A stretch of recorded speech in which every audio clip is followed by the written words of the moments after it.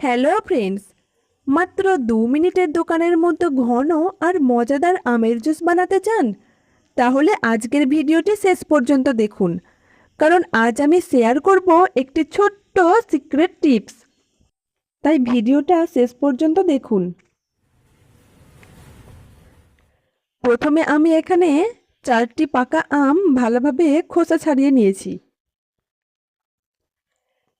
এইবার আমগুলো হাতের সাহায্যে এইভাবে ম্যাশ করে একটা মিক্সার গ্রাইন্ডারে নিয়ে নিচ্ছি।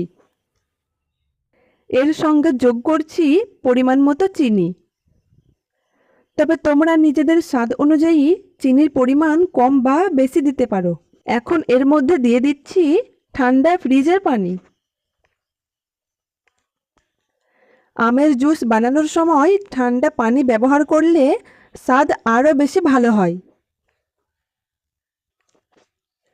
সব কিছু একসঙ্গে ভালোভাবে ব্লেন্ড করে নিচ্ছি। ব্লেন্ড করা হয়ে গেছে, দেখতেই পাচ্ছ জুসটা অনেকটাই ঘন হয়ে এসেছে। এবার আমি আরও সামান্য ঠান্ডা পানি যোগ করে একটি ছাঁকনির সাহায্যে জুসটি ছেঁকে নিচ্ছি। এতে জুসটি আরও মসৃণ ও দোকানের মতো হবে।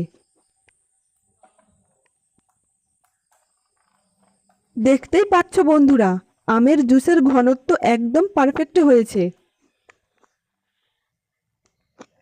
এবার কয়েক টুকরো বরফ যোগ করে গ্লাসে পরিবেশন করে নিচ্ছি।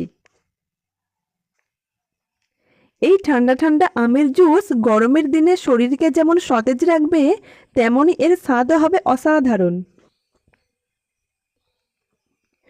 তো বন্ধুরা, খুব সহজে তৈরি হয়ে গেল দোকানের মতো ঘন ও মজাদার পাকা আমের জুস। তোমরা অবশ্যই বাড়িতে একবার ট্রাই করে দেখবে এবং কেমন লাগলো কমেন্ট করে জানাবে। ভিডিওটি ভালো লাগলে লাইক, শেয়ার এবং চ্যানেলটি সাবস্ক্রাইব করতে ভুলবে না। ধন্যবাদ। আবার দেখা হবে নতুন একটি রেসিপির সঙ্গে।